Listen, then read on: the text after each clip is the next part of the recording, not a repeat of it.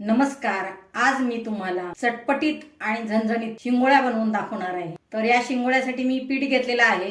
हे ज्वारीचं पीठ आहे, गव्हाचं पीठ आहे आणि डाळीचं पीठ आहे. या वाटीच्या मापाने मी ही तिन्ही पीठ एक एक वाटी घेतलेली आहे. आता आपण त्याच्यामध्ये अर्धा चमचा ओवा, अर्धा चमचा जिरे, अर्धा चमचा हळद, चवीनुसार मीठ आणि थोडीशी कोथिंबीर आणि लसणाची पेस्ट मी त्याच्यामध्ये टाकलेली आहे. आता आपण त्याच्यामध्ये आपल्या गरजेनुसार तिखट टाकणार आहोत. आता आपण हे सर्व व्यवस्थित मिसळून घेऊ आणि थोडं थोडं पाणी टाकून घट्ट मळून घेऊ. आपलं हे पीठ घट्ट मळून झालेलं आहे. आता आपण ह्या पिठाला 10 मिनिटं रेस्टसाठी झाकून ठेवूया. आता आपण 10 मिनिटं होण्याची वाट पाहू. 10 मिनिटं झालेली आहेत. पुन्हा परत एकदा आपण ह्या पिठाला व्यवस्थित मळून घेऊ आणि ह्या पिठाच्या आपल्याला पाहिजे तशा आपण शिंगोळ्या करून घेऊ.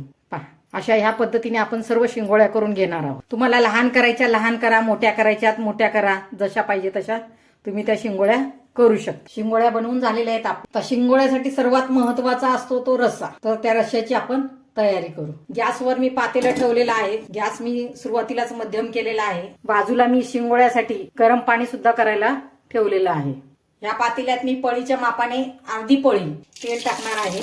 त्यातच मी थोडेसे मोहरी, त्याच मसाल्याच्या चमच्याच्या मापाने अर्धा चमचा जिरे आणि अर्धा चमचा कोथिंबीर लसूण पेस्ट आणि 5-6 कढीपत्त्याची पाने आपण त्याच्यात टाकणार आहे. आता आपण हे व्यवस्थित हलवून घ्यायचं. आता आपण त्याच्यामध्ये पाव चमचा हळद टाकायची, चवीनुसार मीठ टाकायचं आणि आपल्याला पाहिजे तेवढं तिखट टाकायचं आणि हे सर्व व्यवस्थित हलवून घ्यायचं. याचा छान वास सुटला की गॅसची फ्लेम आपण फुल करायची आणि त्याच्यामध्ये हे गरम पाणी ओतायचं. मी हे गरम पाणी 2 ग्लास घेतलेलं आहे. आता आपण ह्या शिंगोळ्याच्या रश्श्याला उकळी येण्याची वाट पाहू. शिंगोळ्याच्या रश्श्याला चांगली उकळी आलेली आहे. गॅसची फ्लेम फुलच राहू द्यायची आणि ह्या आपण केलेल्या सर्व शिंगोळ्या त्याच्यामध्ये हळूहळू सोडायच्या. फक्त एवढी काळजी घ्यायची की शिंगोळ्या या रश्श्यामध्ये टाकताना आपल्याला भाजणार नाही, याची आपण काळजी घ्यायची. तर एकदा व्यवस्थित हलवून घ्यायचं आणि आपल्या या शिंगोळ्याला उकळी येण्याची आता आपण वाट पाहू. शिंगोळ्याला उकळी यायला सुरुवात झालेली आहे. आता आपण त्याला एकदा व्यवस्थित हलवून घेऊ. गॅसची फ्लेम आपण कमी करू. थोडंसं अर्धवट झाकण ठेवून आपण आता शिंगोळ्या शिजण्याची वाट पाहू. शिंगोळ्या 2 मिनिटातच शिजतात. तर आपण 2 मिनिटं होण्याची वाट पाहू. 2 मिनिटं झालेली आहेत. तर आता आपण पाहू आपल्या शिंगोळ्या कशा झाल्यात त्या.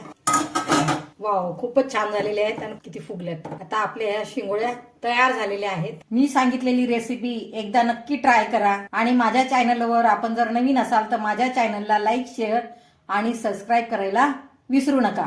तुम्ही एकदा बनवून पहा आणि त्याचा आस्वाद घ्या. धन्यवाद.